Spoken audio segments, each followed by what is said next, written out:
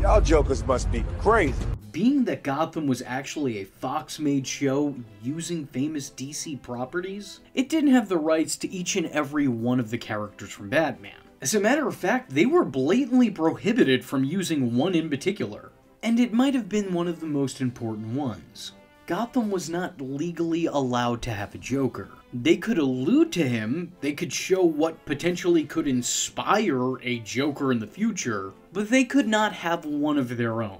Of course, the showrunners knew that that would never fly with a Batman audience, because if you're making a Batman show, you kinda need to acknowledge the Joker in some capacity. Even other Batman-related shows that weren't allowed to showcase the character did at least acknowledge him. Other shows managed to get away with glimpses of the character in passing, but ultimately none of these shows could ever have his presence felt. Those in charge developed what was honestly a pretty good idea in theory. Since they couldn't come right out and call a character the Joker, they decided instead to let their audience do it, stating that this prequel series wouldn't have an official origin for the Clown Prince of Crime, but instead would provide multiple candidates who could possibly go on to be the Joker. A very smart tactic creatively given what they were going up against legally. And I also think that this fits the mystique of the character. I mean, we're talking about a man who once said, if I am to have a past, I would prefer it to be multiple choice. This is indicative of that. It's sort of the perfect match. This was a creative solution to a creative restriction. While the future looked bright at first, eventually it would pale. This was a really interesting premise that I think would have worked well with this character given the ambiguity of his backstory. Which parts of which of his stories are real? Was any of it real? Who really is this guy? What better way to pay tribute to the man with multiple pasts than by keeping it just as vague as he does? Let the audience validate it. And I think that's kinda awesome. Of course we know that ultimately the show would crown a clown. Several, actually. But before that was made official, and actually even a little bit after that, there were a couple red herrings along the way. And sometimes emphasis on the red. While it was stated that the show wasn't going to overuse or rely too heavily on this trope, they sure did offer up a lot of what-ifs and could-bes in the first season of the show. In the pilot episode, we're shown an unfunny comedian who bombs in front of mob boss Fish Mooney. This, of course, is a reference to The Killing Joke, one of the most famous Batman and Joker stories ever told. A comic which dives into the twisted clown's psyche, where he claims that in one telling of his past he was a struggling comedian who was forced to get involved with the mob. The following episode, we're shown a man falling into a vat of chemicals, just as the Joker has been known to do on an occasion or two, and would actually later do in this same series. There was also an episode that saw Jim Gordon trapped in Arkham, where a very familiar and frightening laugh could be heard in the background. We're never shown who's making those noises, but it's a pretty safe bet that it was placed here as a potential Easter egg. This gimmick, however, would become a moot point early on when they introduced a potential Joker in episode 16. A Joker that was essentially too good to not be true.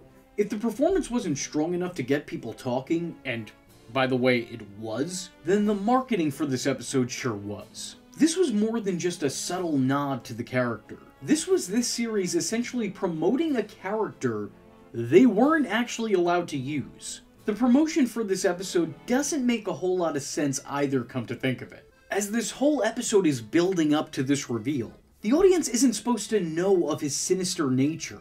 But the trailers for this kinda ruined the fun of a first-time watch, as everyone was going into this episode already knowing that Jerome was a villain. This performance got a lot of people talking. I actually remember this being the first episode that really caught on with a bunch of people. All of a sudden, everyone I knew was talking about the show and what they did with the Joker. You know, whether it be good or bad, everyone had their opinions, but everyone was watching, and everyone had an opinion.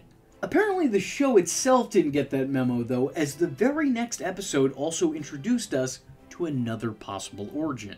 Granted, these were all filmed around the same time, and I don't think the effects of that last episode would have affected this one. The following episode is the first appearance of the Red Hood Gang, a bunch of criminals who don a red mask to hide their identity. Which of course is another piece of the Joker's backstory, as prior to becoming the Joker, he was the Red Hood, a crime boss or the victim of a crime boss, depending on what story you're hearing. I especially enjoyed this as a probable ground zero for the character because it literally could be any of these people, or anybody who gets this mask after the fact. I think the way that they ended this episode was meant to reflect that. Like, oh, look, this kid has the Red Hood now. Maybe he grows up to be the Red Hood, and then he grows up to be the Joker. Regardless, by the end of Season 1, the jig was up and everyone knew it. The audience had already accepted Cameron Monaghan as their Joker, despite the fact that they were never actually supposed to. This led the series with an interesting dilemma, because they've successfully created an impressive iteration of an iconic character, but they weren't allowed to even admit that he was in fact that character. So in order to both give audiences what they want while doing their best to not get sued, the show brought Jerome back, with the expressed intent of killing him off. This way they capitalize on the character's popularity one last time, while also reassuring Warner Brothers that their pseudo-Joker wasn't the real deal. It sort of created this teeter-totter effect, where the character's reappearance made fans of the show happy, but then made Warner Brothers mad, and his immediate dismissal made Warner Brothers happy, but made fans of the show mad. So, just a constant case of win some, lose some. In Jerome's wake, the show offered up the Cult of Jerome. Exactly what they sound like? That's what they were. They were those that worshipped him and put his madness on a pedestal. Now this was done in an attempt to legitimize the popular character and to make his death become the Joker's birth. The show wasn't subtle in insisting that one of these cult members would go on to become the actual Joker. And this move pleased nobody. First off, making Joker some know-nothing nobody and a cheap copycat of another criminal clown? Excuse me? The Joker? The causer of chaos was just discount dysfunction? The master manipulator was nothing more than a mere follower? Just walking down the path that someone else laid out for him? I'm sorry, but this is blatant blasphemy. To suggest that the Joker just stole his act from someone else makes the character look entirely second-rate. And it diminishes all that makes this character feel special. Everything that made him interesting and unique was just all borrowed from someone else. That's a really bitter pill to have Batman fans swallow. The show did play with the idea for a while, even seemingly setting up other specific cult members as maybe Jokers. You got Dwight and Jerry. There's another plot entirely outside of the cult where a guy who was afraid of clowns was dosed with Scarecrow's fear toxin. I don't know if you want to count that, but I suppose that you could. They tried and tried to get audiences to buy into and believe that any of these clowns could be the Clown Prince of Crime, but I don't think they were ever remotely successful in that endeavor. Actually, I'll be honest with you, I don't think any of them even came close. There was never once another suitable choice outside of the guy they wound up going with. I think the Dwight character was bizarre and interesting, but he didn't really fit the Joker mold. And look, I'm a big fan of Polka Dot Man over here. He does good work, and here is no exception. I mean, you don't get to be a devout follower of the Joker in multiple continuities if you don't know what you're doing to some extent. The guy was good enough to leave an impression, but it's not the impression that the Joker would make. Jerome Valeska was just a vibe, man, which is why he was brought back to life again, only to die once more. And then plot twist, his evil brother is actually the Joker. I think by the time that plot twist came around, there was no more dancing around the details. Everyone knew that Cameron Monaghan was playing the Joker, even if he wasn't actually allowed to. No one has any fond memories of these Jokers. Hell, nobody even has any memories of these Jokers. Ultimately, all of these could-be clowns are mostly forgotten, and for good reason. They weren't worth remembering. In the bigger picture, they're hardly even a footnote in the character's Gotham legacy. And in the even bigger picture of the history of the Joker, they're hardly even existent. They're just useless trivia that no one's ever gonna question you on. Gotham's one and only true Joker was Cameron Monaghan. Both of them.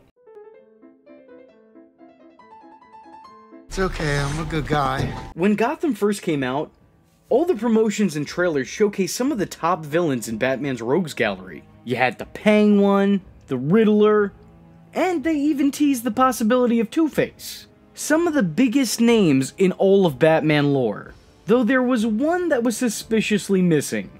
Arguably Batman's greatest foe, and potentially could be seen as his driving factor, the Clown Prince of Crime himself, the Joker. At first the character was left under a veil of mystery, but we were told that he existed in this canon to some degree.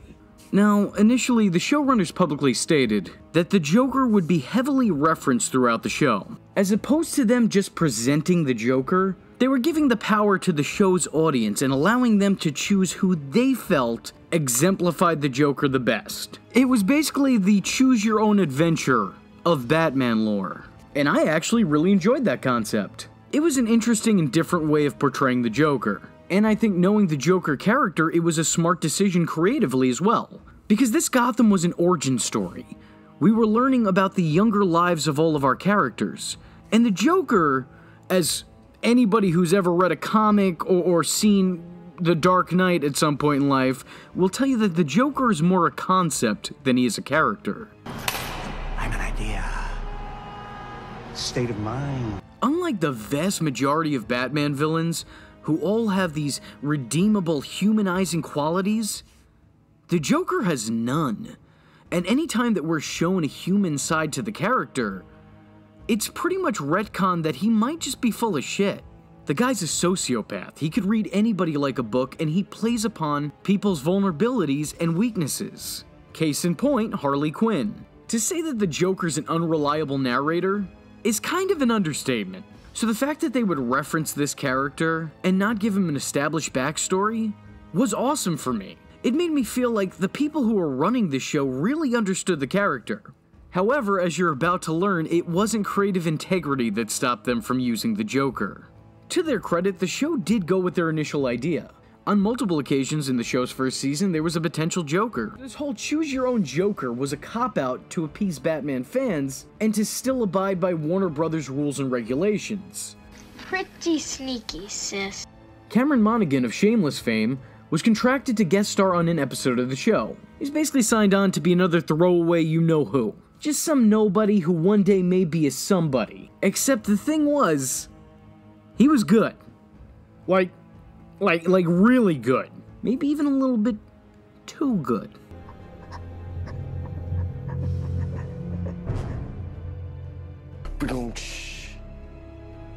Looks like the bitch got me with a zinger in the end.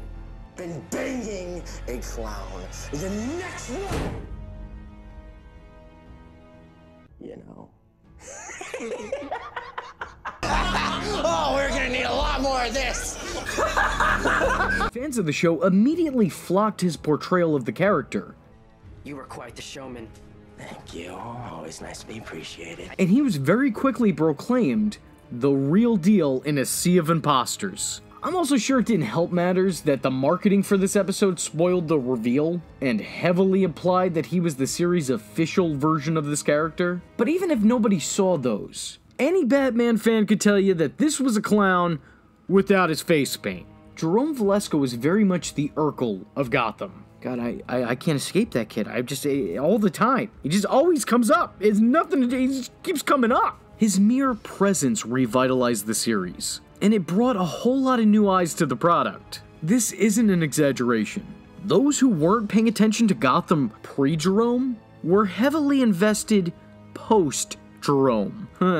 Post-Jerome. Why does my mind work like this? And those who were already paying attention to Gotham became obsessed. This was a big deal. You know, I'll even go out of my way to say that there were a lot of people who were genuinely beginning to enjoy Jerome more than they were the rest of the show, which really has to be seen as a compliment because the show was fine without him. So, slowly but surely, the show began to embrace that. After coming out of the crazy closet in his debut episode, you know, what with admitting to murdering his nagging mother, the madness was only then further amplified in his follow-up appearances. The performance Cameron gave really blew me away, and it is in my personal opinion that he is perfect in this role. That is not to jest the wonderful clowns who have come before him. I mean, I love Heath Ledger and Joaquin Phoenix as the character, but both of those seem to be a reinterpretation of the original character. And they're great. I really do enjoy new takes on old characters, and those two had phenomenal performances.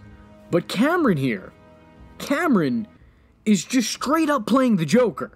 And look, I know this might be one of my controversial takes here, but I'll say it, he's up there with Mark Hamill for me. Just his tone, the inflection in his voice, his mannerisms, the way that he goes about everything about this performance is everything I ever wanted to see in a Joker performance.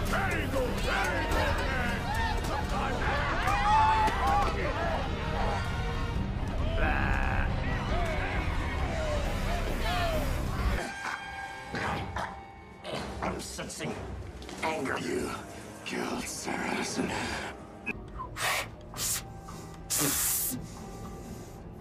I used to be a great whistler. Give me an O.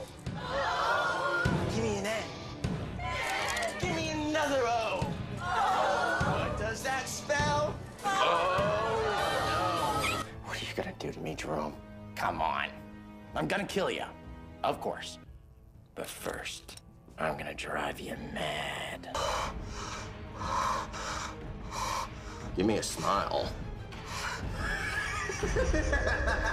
I mean, seriously, his laugh, his movements, everything about this is the Joker. And yet, legally, he couldn't be. The character could never actually become the Joker, despite very blatantly already being the Joker. Sure, he didn't use the Joker name, and yeah, he didn't have green hair or bleached white skin, but come on now, that's the guy. That's our man right there. I can identify him out of any lineup. That's the man, officer. And the inevitable only became more and more obvious with the passing of time. Season by season, they were just furthering the perception. Jerome's wardrobe reflected the Joker's various wardrobe changes. His face was cut off, as was the Joker's in some comics that I choose not to acknowledge. He started using Joker gas. He was given his trademark grin. Guy began recreating famous Joker poses. Hell, he even began quoting the Joker. We all could go insane with just one bad day. Not to mention, he was just freely giving his card out like who the hell he was. Even though the show wants to claim that he isn't. This man was the Joker in everything but name. How they somehow managed to dodge enough lawsuits to be able to complete the show is beyond me. The brand flat out told you no. And you thought, well, I don't know, I feel like there's a little bit of a gray area there. Can't you do something? Afraid not. I am with Mr. Valeska 100%. The show managed to cover their own ass by insisting that Jerome wasn't actually the series version of the character, he was its predecessor. The precursor to the actual Joker. They even killed him off for a time being, and began a cult in his name, which I have some mixed feelings about. See, I like the concept of the Joker having followers of sorts. It fits the narrative of Joker being a concept rather than a character. I'm an idea. He is a madness that creates more madness in its wake. Joker is an absolutely awful, irredeemable character, but he is strangely charismatic and his presence is otherworldly. So I can absolutely buy into other people following in his footsteps. Batman Beyond comes to mind, where years after the Joker's disappearance, there's still an entire gang called Jokers causing chaos in his name. However, I don't really buy this concept when it's altered like this. Insisting that the Joker, the actual Joker, is actually some nutjob trying to recreate someone else's crimes, it really diminishes the character. Joker isn't the character to take the torch. He's the one who lights it and then burns down your living room. He's not some no-name copycat. There's a reason he's so reviled and infamous. It's because Gotham City has never seen a force like him before. And that's saying something, because Gotham City is a city filled with Icemen, furries, scalies, a dude who commits crimes and then tells you how he did it. I don't know.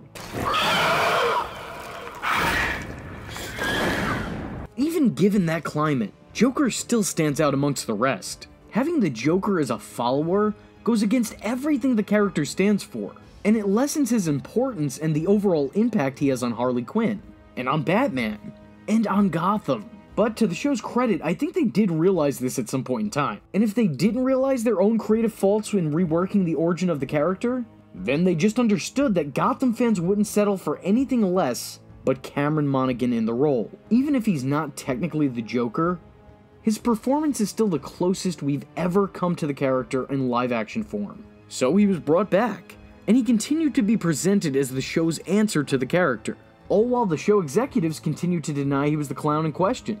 Cameron really hit it out of the park with his guest appearances on the show, and it seemed all but inevitable that one day, even if we don't get to see it because, you know, agreements won't let us, it seemed inevitable that he was Joker bound. If only that was the fucking case. And right about here's where I'll be stopping this episode. because this is truly a story that needs to be told in parts. Some of you may know, I died. Uh-oh. Hang on to your hats, folks, because you ain't seen nothing yet.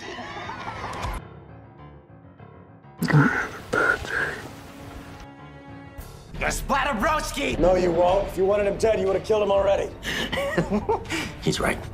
I'll see you soon. I truly felt that the performance that Cameron put in is without a shadow of a doubt the most authentic live-action Joker ever to live action. Very poor choice of words. And while Mark Hamill perfectly personifies the Joker and brings to life what I believe is one of the most sinister and iconic performances in all of movie and TV villainy, I truly feel that Cameron brought that same kind of spirit and energy to the physical end of the role. I think he brings that same kind of passion and intensity when he's on screen. You know, that is until he didn't. I also read a lot of people saying that Cameron is simply duplicating Heath Ledger's time in the role. And no. I mean, yeah, I guess they have similar sounding voices, I'll give you that. But all you've done is mope for the last 6 weeks. Why so serious? Hi, Pops. Long time. No see.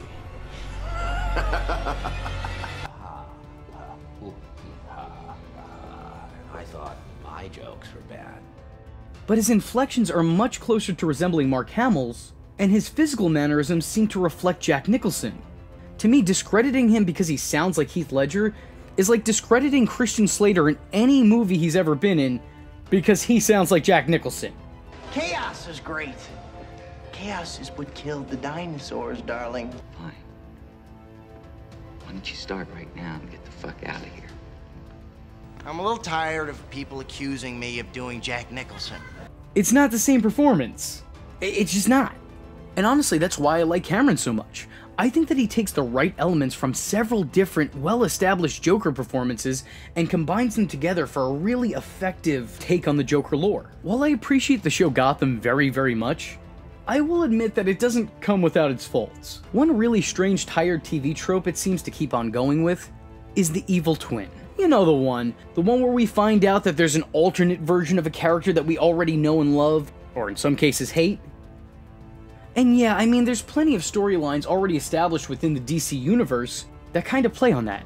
You know, you have your standard, Hushes, you got your Bizarros, but Gotham, instead of deciding to choose from that well, decided to pour from its own creative faucet. It's discovered that Bruce Wayne has his own clone. And no, it's not Thomas Elliot.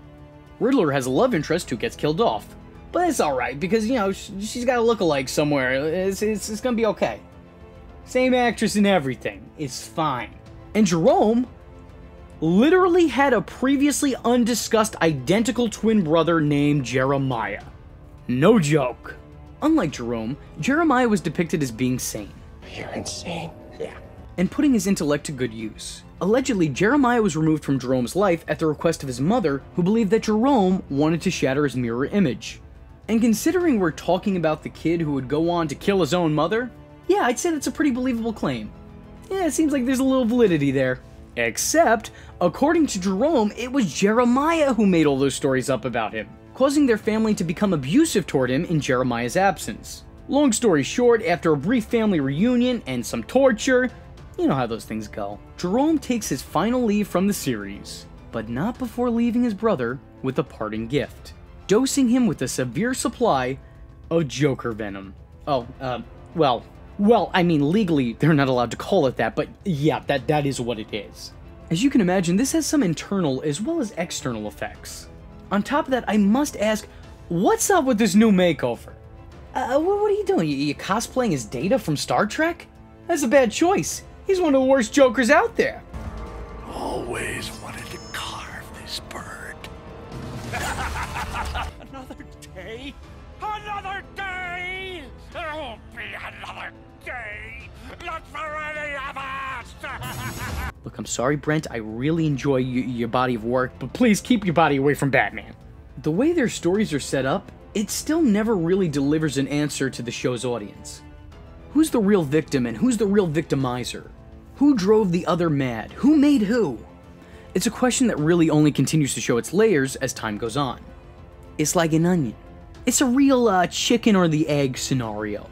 From a storytelling standpoint, I'd say this still fits the Joker's aesthetic, because even when we're told his backstory, it's still somehow shrouded in mystery and multiple choice. However, what I enjoy significantly less is Cameron's time as Jerome's last-minute replacement. And yes, before everybody wants to come at me in the comments, I'm very well aware it's the same actor. However, what it's not is the same performance. Jeremiah is not just a tired rehash of Jerome. Actually, if he was, I might like him a little bit better. While yes, he does effectively take over his legacy, he goes about it in his own way. There have been many different portrayals of the Joker, and the show borrowed heavily from several, whether it was his attire, his aesthetic, or plot points. But in terms of overall character, Jerome was Gotham's version of the insane Joker, the anarchist. Jeremiah, on the other hand, was Gotham's version of the super sane Joker, the one who led a life of organized crime. Jeremiah spoke in a constantly calm, mortifyingly monotone way that could unsettle a monk years deep in meditation. He acted very matter-of-factly, and he always seemed control in any given situation he was in, even if he wasn't. The character didn't have the personality or the pizzazz that his infamous brother did. Let me just say that this version of the character isn't entirely without its charm. Yes, he clearly couldn't fill his brother's clown shoes, but Cameron is great as always. This secondary interpretation, while not necessarily ideal for me, was at least truthful to a separate source material for the character. Jeremiah's look was a lot more similar to the more traditional Joker look, so fans of the natural pale skin and colorful outfits could rejoice. However, I really have a hard time getting behind a character that's called the Joker and having it portrayed as a humorless psychopath. It's just, maybe they were trying to go for irony? Hashtag, not my Joker. Jeremiah was shown to have a proxy who devoted her entire life to him, a woman who went by the name of Echo. So of course it's only natural that she basically become the series equivalent to Harley Quinn. But, you know, legally distinct. She was hopelessly, relentlessly devoted to a maniac who always had his own best interest at heart. That is, if he even had a heart. The scenes Echo and Jeremiah share are fantastic, and I think that they're the real silver lining of the last-minute twin magic the show decided to pull off. Undoubtedly, the highlight of Jeremiah's time as the Clown Prince of Crime was the dynamic between these two. You have to remember, viewers went into this show thinking that they would never see a Joker, so who could have guessed that we not only would have gotten two of them, but also a Harley Quinn thrown in for good measure. There wasn't a whole lot of time devoted to their background, but there was enough time to understand their relationship and appreciate what the show created. Another thing the series did was give both Jerome and Jeremiah a connection to Bruce Wayne. Both brothers interacted, took an interest in, and even had an obsession with the young billionaire. Jeremiah even on occasion referred to Bruce as his very best friend. And yes, that is a very Joker mentality. Those not in depth with the lore may just think that Joker's Batman's arch enemy. He's the maniacal clown who constantly is trying to kill our dear Dark Knight. But that's actually not the case. The Joker doesn't want to kill Batman. He wants to break him. In his sick mind, the two of them are opposing pieces of the same puzzle. And the Joker is really just desperate in trying to get him to see things his way. Why do you want to kill me? I don't want to kill you. What would I do without you? You complete me. Oh look! He almost said that exact thing! Let him die a little sooner than the rest of the city. Wait! We've been having fun. Stabbing him, hitting him, emotionally torturing him. I don't want it to end. Choose one to live and one to die. Free the bats! Drop the broad! Of course, in the comics, it is in fact Batman and Joker, and not Bruce Wayne and Jeremiah Valeska. But seeing as these are this series' counterparts for those characters, works pretty well. The dynamic is definitely there, and there's a good enough chemistry between these two actors that you buy into it. I think what I really enjoy the most is that despite Jeremiah's twisted ways, Bruce still seems hell-bent on trying to help him. And that's Batman. Batman doesn't kill his enemies. He tries to rehabilitate them, even if by society standards there is no help for them. And maybe he's a little bit misguided in what he's doing, but you always know that Bruce has the best interest and good intentions at heart. It's almost like these two are constantly fighting, trying to convert the other into their own way of thinking. This is the most physical-spirited debate that I've ever seen in all of my years. Jeremiah acted significantly different from Jerome, but even in saying that, he wasn't a complete contrast to the Joker character. While I don't think he was spot on as Jeremiah, he did aesthetically resemble the character a lot more. His mentality and level of unnatural calmness in any and all given situations certainly highlighted some of the character's more sinister ways. Jeremiah always seemed to have a trick up his sleeve. He had contingency plans A through Z, while Jerome operated purely off anarchy and destruction. Personally, I felt this version of the character hit a little too close to characters like Hannibal Lecter and Antoine Chigurh. Probably not saying that right. I do enjoy Cameron's time as Jeremiah, but I don't think he could really hold a candle to his previous incarnation of the character. Cameron did well with what he was given. The problems with Jeremiah don't stem from the actor portraying him, but instead the show that created the role. When I personally think of the Joker, I think of a larger-than-life personality that doesn't ask for, but demands the attention of all those in attendance, simply by being in attendance. That to me is the Joker, and that to me is Jerome Valeska. I don't think Jeremiah was as brain-dead of an idea as others do, but I do at least have to question it a bit. The fact that viewers of the series sat by for 4 years eagerly awaiting Jerome's ultimate transformation, only to be given a brand new guy with his face, feels really, really cheap. I just don't see the Joker as some humorless psychopath who rarely cracks a smile. I just don't know if Jeremiah had the... I don't know if he had the... Flair? Style? Nous? Go on, boy, spit it out. I can take it. And apparently I'm not alone in this thought process either. And Jerome won by a landslide. No competition. Jerome beat me. That'll be the day. Jerome, yet again, carrying this whole franchise on its back. And while I can't sit here and say I dislike Cameron's portrayal, it does, again, pale in comparison to the show's previously established potential Joker. So why do it? Why do it? Riddle me that. I wouldn't say Jeremiah was a black mark on the series, but he definitely was a very big question mark. So now ultimately, do I think Gotham had the worst Joker? That being Jeremiah Valeska? No, absolutely not. I will say he definitely was one of the more disappointing ones, but at the end of the day, Cameron was great in both roles. But I kind of feel like replacing Jerome with Jeremiah was kind of like... It was kind of like striking gold and then throwing that gold out because you found a really cool rock. Oh, beautiful, beautiful, beautiful. Oh, magnificent, magnificent. What do you want, Jeremiah? There, Jeremiah here. So what do I call you? I don't know. Call me Joker. One of the many complaints I get on those videos is that I'm clearly wrong. Because Gotham didn't really have the Joker. They didn't have the rights to use that character. Which is why Cameron Monaghan never had green hair and never went by the Joker name. You're not very wrong. And you're half right.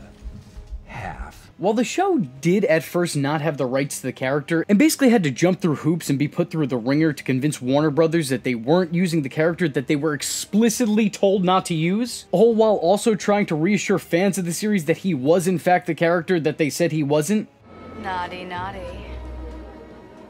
Of course that wasn't the plan when casting Cameron the first time around, but his performance demanded attention. I want to be the star of the show! When all was said and done, they did manage to secure the rights to the character for the show's final season. Sort of. Somewhat.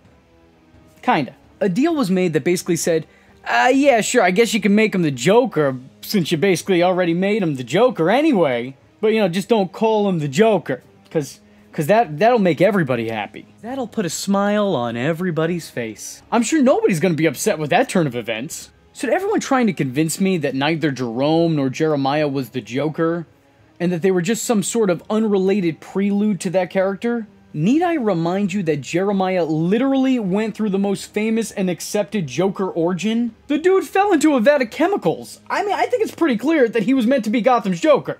Plus, Cameron pretty much outright confirmed it, stating that the show is now given certain liberties with this character. So yes, guys, this is Gotham's Joker.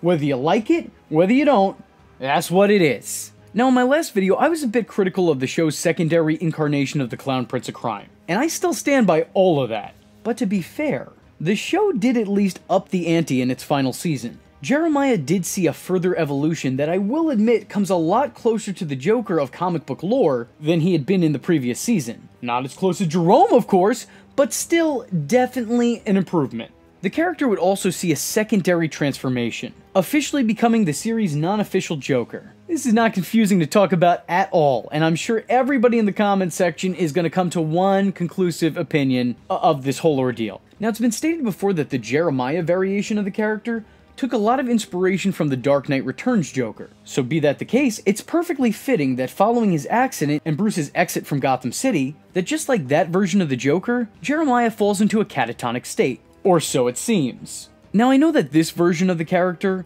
much like his previous incarnations, is very divisive. But personally, I actually really dig it. The chemicals have burned and discolored his face, making him look much more sinister. Whatever humanity could be seen on him before is now completely removed, and that perfectly reflects the character itself. This really helps highlight that this is no longer the character or characters that we once knew. The physical state of Jeremiah now reflects the mental and emotional states of the character. But I will say, and I may sound a little bit hypocritical here considering that I am a bald, bearded bastard myself, but I guess I could have gone without the bald Joker. Though there were at least some strands of green hair up there, just so the audience could be let in on the fact that this is in fact the Joker. In all seriousness, a big part of me genuinely likes the look of this character. And in terms of acting, I enjoy this performance a lot, because it to me feels like the perfect amalgamation of both Jerome and Jeremiah. A Jerome-amaya, if you will. There was another me too. Oh, it's so hard holding on to what's real. It's enough to drive you mad. I really appreciate this version of the Joker. And the fact that he still only hinted at his name, and he only just started to don the clown-like appearance, I think it's more than safe to say Gotham. You ain't seen nothing yet. So say what you will about this incarnation of the character, and you certainly have said a lot, but that was Gotham's Joker. But before we go, I have clearly stated my own opinion on which version of the character I personally preferred. And I asked all of you to do the same. And Jerome, once again, won by a landslide victory. And that's why I figured, what better way to bring a close to this series than by asking some of the people who are a little bit closer to this project on which Joker they preferred. So without further ado, I give you some of the cast of Gotham giving their informed opinions on the Jerome versus Jeremiah debate. Hope you enjoy. Hi V, it's Ben. Thank you for the question. And it's a really interesting one. And, you know, one I honestly kind of struggled with. Because, you know, Jeremiah and Jerome are both played by Cameron Monaghan. And I will admit, though, that the first time that I saw both of them in the same room together, I maybe thought they were different actors, just for a split second, but, you know. Which is honestly amazing, and honestly, Cameron Monaghan is insane. So, anyways, to get back on topic, I think I'd probably have to say that I'm a little more partial to Jeremiah, because, like, you know, with Jerome, you know, when you first see him, he kind of, you know, starts off crazy, but with Jeremiah, you kind of see that, like, that process, that arc, as he gets more and more insane, and I just think that's really interesting and a super fun watch. And again, you know, to sing Cameron's praises a bit more, he does it a ton of justice. So honestly, yeah, I'd probably have to go with Jeremiah. What's up, V? How you doing? V Infuso. What a cool name you've got. You sound like a Bond villain or something. It's your old buddy Drew, aka Butch, aka Grundy, aka other things, but I know you're a Gotham guy, so that's all you care about. How you doing? Sending you a bunch of love and health and happiness your way. Hope you and yours are staying healthy in this crazy pandemic we're living through. Appreciate you reaching out, and I know you asked me a question, who do I like better as Joker in Gotham, Jerome or Jeremiah? And it's a tough question, because I think Cameron did a great job on both, and I think they wrote them both incredibly well. But I'm old school guy, Butch is always old school, so I'm gonna go with Jerome. So that's my final answer, although it's pretty close. Anyway, all my best to you and your family, and thanks for watching. I love so much that people can still watch on Netflix and that it's still out there in the world and making people happy. So be well, V. Take good care. Till the next time. Bye-bye. What's up, V Infuso? It's David Mazouz. Bruce Wayne from Gotham. I think some memorabilia around my room should prove that. In case you didn't believe me. We have this awesome painting. I guess that's painting, drawing. You can call it what you want. Boom, little Batman there. That lamp is, fun fact, from Wayne Manor. That's also from Wayne Manor. These jellyfish, these weird jellyfish things are from Wayne Manor. Ignored the weird lint roller that was also on my nightstand. And of course, we have the collection of Batman. So, now that I've successfully proved to you that I am Bruce Wayne, I'd like to give my authoritative opinion on the question of Jerome versus Jeremiah. A classic question, if I do say so myself. Listen, to be completely honest, V, I'm in the Jeremiah, I'm sorry, I misspoke. I'm in the Jerome camp. I am fully in the Jerome camp.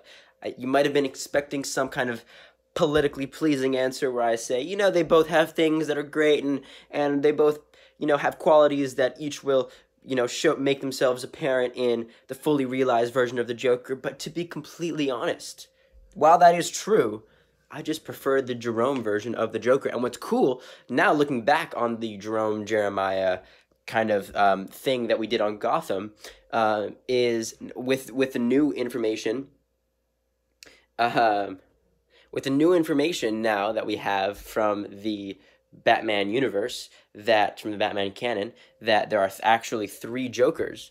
It's pretty cool to see that there have been multiple Joker prototypes in the past as well.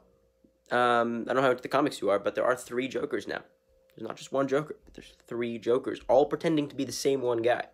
And, you know, very similar concept to the Jerome-Jeremiah thing. And so it's cool to track back how instead of looking at the Jerome and Jeremiah kind of characteristics and qualities as all contributing to one eventual incarnation of the Joker, but all actually being one incarnation of the Joker that everyone thinks is one incarnation of the Joker, but is really, in reality, 3 separate Jokers. Just something to think about. Anyway, hope that answers your question. That's where I stand. Have a great day. I am vengeance. I am the night, and that was V Infuso. Just remember, if you're not tuning in, then you're missing out. So, if you like the words that came out of his mouth hole, and you too would like to become a V-generate, don't forget to like and subscribe. Thanks for watching, nerds! And if you're not joining the fun, you're in for one bad day. And you know what they say about having one bad day?